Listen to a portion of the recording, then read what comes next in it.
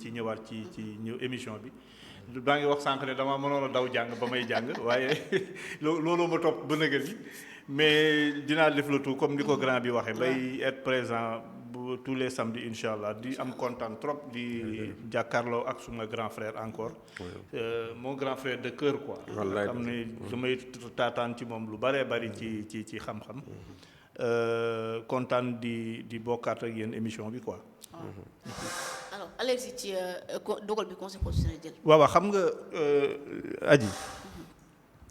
Adji damay wax très souvent que démb rek maa ngi koy wax ma ne waa Pastef yi xamoon naa ci ñoom lu ne mais musuma imaginer ne inculture bi mi ngi ci ñoom maanaam ñàkk a xam damay wax souvent que xamuñu Sénégalais yi xamuñu Sénégal xamuñu réew mi amuñu xam-xam gis nga mënoo à chaque fois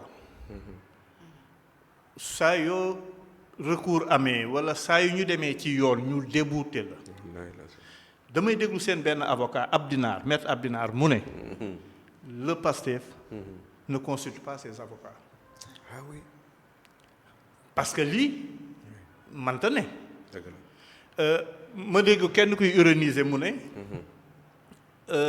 est-ce que lu Bara Ndiaye ak Azoura ñooy bind seen texte de loi seen projet de loi yi ak seen proposition de loi yi tellement c'est incroyable absolument tellement c'est incroyable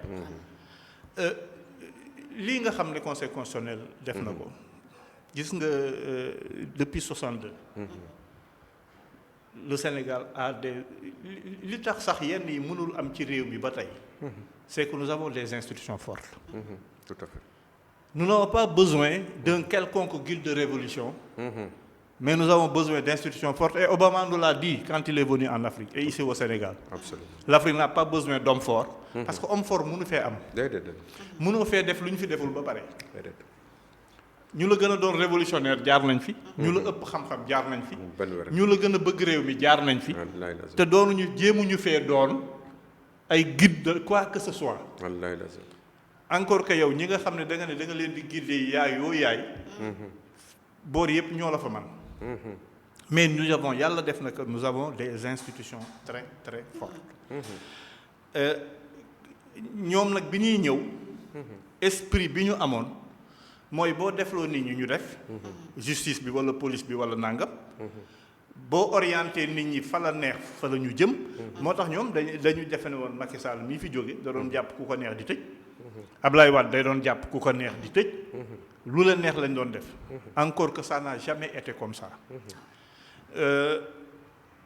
Ce qui s'est passé a été une victoire du droit. Absolument. C'est une victoire du droit. Du victoire Ablaye Wade de Diomaye. du victoire également opposition bi wala kii que ce soit c'est une victoire du droit. Absolument. maa ngi gis nag waa Diomaye président yi di jubilé ak yooyu mais waru leen. lu tax waru ñëw jubilé. non waru leen parce que même si c'est une victoire une petite victoire pour le président Diomaye daf ko def ba nga xamee ne ay intérêt la ñu menacé. oui absolument. mais am na yu fi jaar il a laissé faire. am na yu fi jaar il a laissé passer. bii xëy na dans le fonctionnement de l'exécutif wala yooyu ses intérêts étaient menacés mu jóg wax ci am na yu mu waroon a wax te waxu ci donc du victoire d'un camp sur un autre camp mais c'est la victoire du droit droit moo am victoire donc loolu dañ koy gërëme nos pères fondateurs qui ont su bâtir un état de droit def ay institutions yoo xam ne vraiment c'est des institutions très fortes parce que li tax Sénégal proposition de loi daawul bari dañu ne les textes dañu ne boo defee ay proposition de loi il faut nga boole ko ak ay mesures compensatrices absolument yoo xam de recette yoo xam ne bu li nga proposé bu amee dépense dañ ko cay mën a faj ñoom ils ne l'avaient pas prévu. Ils ne l'avaient pas prévu.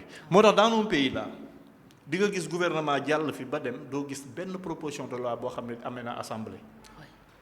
nous n'avons que des projets de loi yoo xam ne exécutif ñoo koy tëgg indi ko assemblée prévoir ci liñ ciy prévoir pour le financement yooyu généralement mooy jàll mais du ay proposition de loi donc lii ça ne pouvait pas être autrement kontaan ci mais kontaanuma parce que c'est une victoire de Diomaye wala de qui que ce soit c'est une victoire du droit et plus prosaïquement du peuple parce que nous avons quand même nos institutions qui sont présentes di àtte la ñu war a àtte parce que proposition de loi bu mel nii bu jàlloon Sénégal dina nekk ci situation bu compliquée. changer complètement de régime lañ naroon def. mais dañ doon changer complètement de régime.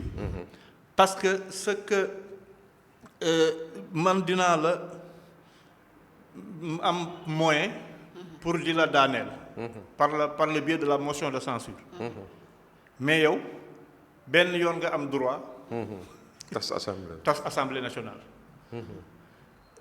gis nga ce que le professeur Ablaye Dièye qui était professeur de droit cons à l'université disait dans un régime il y a ce qu'on appelle les moyens d'action réciproques les moyens d'action réciproques maanaam yow am na loo ma manal man am naa lu ma la manal loolu mooy fonder même la quintessence d'un régime parlementaire et d'un régime présidentiel un régime parlementaire c'est la séparation souple des pouvoirs avec une certaine collaboration yoo xam ne day am seen diggante un régime présidentiel c'est la séparation stricte des pouvoirs aucune collaboration n'est possible encore que sax dañ koy nuancer mais nga jël benn pouvoir boo xam ne c'est le pouvoir suñu comme suñu pouvoir bi des moyens d'action réciproque yooyu nga xam ne mooy wane équilibre pouvoir yi nga ne man lu ma neex ma def ca waaye yow doo ko ca mën a def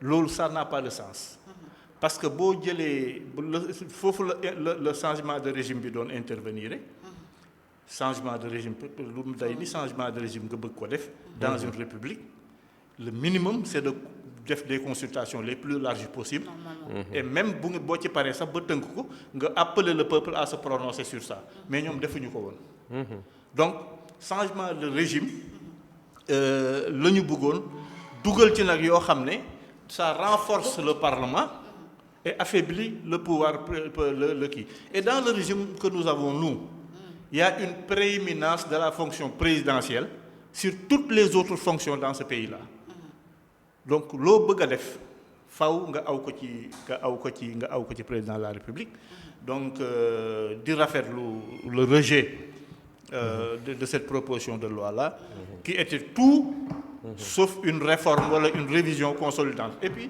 gis nga conseil la constitution moom ci boppam moo prévoir nan lañ may changer c'est-à-dire loolu dans la constitution ci boppam moo ne oui vous pouvez me changer et l'initiative pour changer ma vous appartient vous aux députés et au président de la République mais pour changer ma quand même nii ngeen koy defee ak nii ak nii ak nii loolu it ñoom jaaruñu fa nekkuñu ci woon donc lii ça n'avait aucune chance pour aboutir di féliciter Sénégalais yi di dire que vraiment c'est une victoire du droit et du peuple sénégalais quoi. Merci beaucoup président alors doyen justement ci li nga xam ne moo nekk dogal bi conseil constitutionnel encore une fois peut-être sauver le Sénégal ci ay dérives yoo nga xam ni ñenn politique yi bu ñu dikkee dañuy jàpp ni constitution